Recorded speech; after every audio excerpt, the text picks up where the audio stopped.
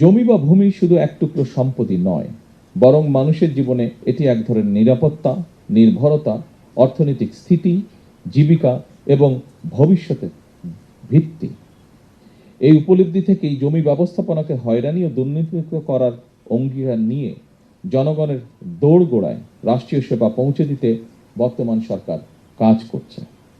আমি ভূমি মন্ত্রণালয় মন্ত্রী থেকে শুরু করে এই মন্ত্রণালয়ের সঙ্গে সংশ্লিষ্ট সকল কর্মকর্তা এবং কর্মচারীদের দৃষ্টি আকর্ষণ করে বলতে চাই, সেবা প্রদান জনগণের প্রতি করুণা নয়, বরং জনগণের সেবা নিশ্চিত করা আমাদের দায়িত্ব বলেই আমি মনে করি।